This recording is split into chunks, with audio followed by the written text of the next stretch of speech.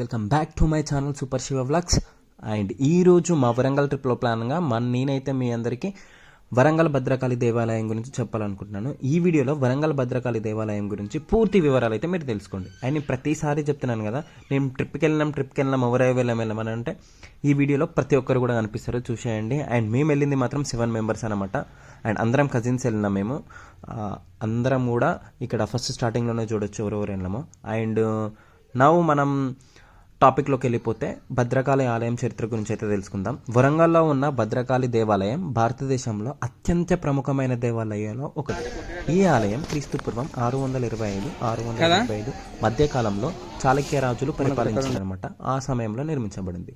ఆలయం భద్రకాళి అమ్మవారికి అనేక శక్తి రూపాల్లో దర్శనమిస్తూ ఉంటారు. అండ్ విశిష్టతల గురించి తెలుసుకున్నట్టయితే ఇక్కడ అమ్మవారి విగ్రహం గ్రానైట్ మరియు 2.7 మీటర్ల పొడవు, 2.7 మీటర్ల వెడుపుతోటి ఉంటుందన్నమాట. అమ్మవారు 8 చేతులతో పలు ఆయుధాలు ధరించి ఉంటారనమాట. శక్తిపీఠం భద్రకాళి దేవాలయం శక్తిపీఠాలలో ఒకటిగా పరిగణించబడుతుంది.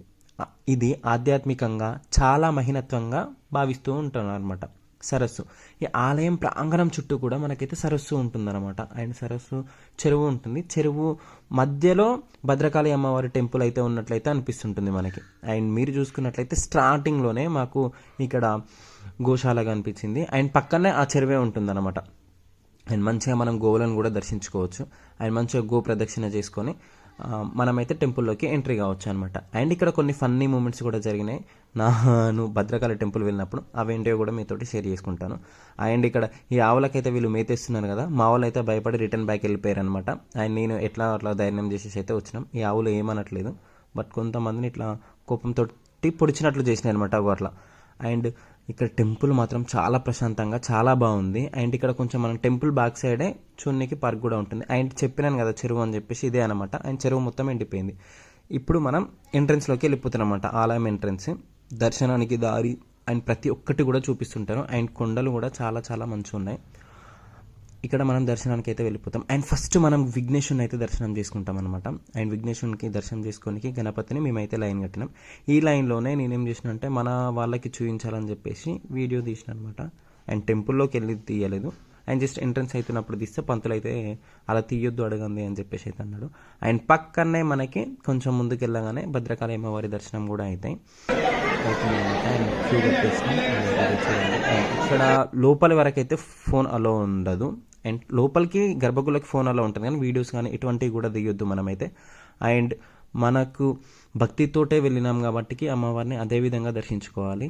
అండ్ నేనైతే కొంచెం తీయడానికి ట్రై చేసినాను. అండ్ మీరైతే చూసేయండి అమ్మవారిని. అండ్ మీకు వీలుంటే మాత్రం ఖచ్చితంగా వెళ్ళి చూడండి, చాలా చాలా బాగుంటుంది. అండ్ అమ్మవారికి శరన్నవరాత్రి అస్తుల్లో మాత్రం అమ్మవారిని ఏ విధంగా అలంకరిస్తారంటే చాలా చాలా బాగుంటుంది. అప్పుడు అమ్మవారు దేదీప్యమానంతో భక్తులందరికీ కూడా దర్శనమిస్తూ ఉంటుందన్నమాట. అండ్ ఆలయంలో మనకి ప్రాంగణంలో చూసుకున్నట్లయితే సుబ్రహ్మణ్యేశ్వర స్వామి ఆలయం కూడా ఉంటుంది. అండ్ మహాలక్ష్మీదేవి ఆలయం ఉంటుంది. అండ్ శివలింగాలు ఉంటాయి. అండ్ విభిన్నమైన శిల్పాలు మరియు పురాతన శాసనాలు కూడా ఉంటాయన్నమాట. అండ్ గర్భగుడి ఆలయాల్లో ప్రధాన ఆకర్షణీయంగా నిలుస్తాయన్నమాట.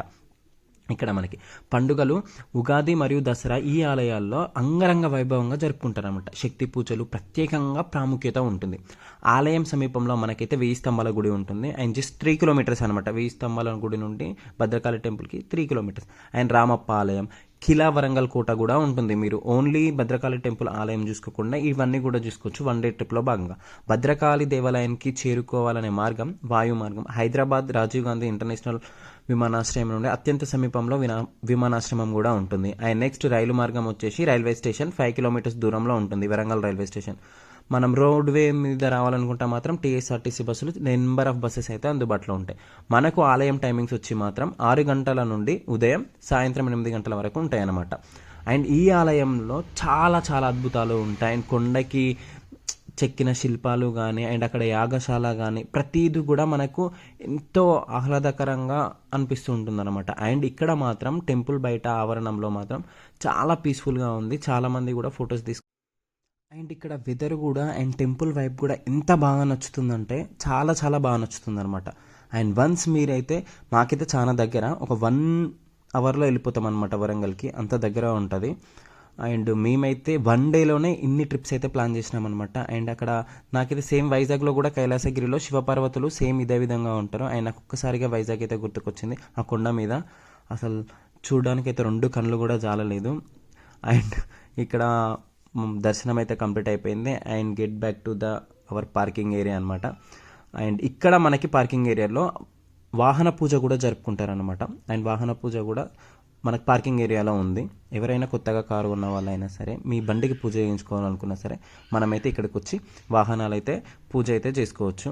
అండ్ చాలా విశాలంగా ఉంది. అండ్ పార్కింగ్ ఏరియా కూడా చాలా చాలా పెద్దగానే ఉంది, ఏం లేదు. వీకెండ్స్లో మాత్రం ఫుల్ రష్ ఉంటుంది. అండ్ నేను చూడు మా సైడ్ దొరకనంటే, అండ్ నాకు ఎప్పుడు కూడా ఇటువంటి కిచెన్స్ దొరకలేదు. అటువంటి కిచెన్స్ అంటే నాకు చాలా చాలా ఇష్టం. అండ్ కొనాలనుకుంటా కానీ మళ్ళీ మనం గుర్తుకొస్తే చైల్డిష్ నేనేమో ఇంకా అవి కొనుక్కోవాలనిపిస్తుంది. బట్ అట్లా. అండ్ మా అందరికీ దర్శనం అయితే కంప్లీట్ అయిపోయిన తర్వాత ఇంకా ఎదురుగానే టీ షాప్ అయితే ఉంది. టీ అయితే తాగేసినాం. అప్పటికి టిఫిన్ తినలేదనమాట. మేము ఎర్లీ మార్నింగ్ 5కి బయలుదేరినాం. అండ్ ఈ లిటిల్ హార్స్ బిస్కెట్స్ అయితే ఎంతమంది తిన్నారో అయితే మీరైతే కామెంట్ చేయండి. లిటిల్ హార్స్ బిస్కెట్స్ అప్పుడొకప్పుడు ఫేమస్ కదా Little Hearts biscuit. And tea తాగేసినాం, అంత అయిపోయింది. And return back to the car అంతే.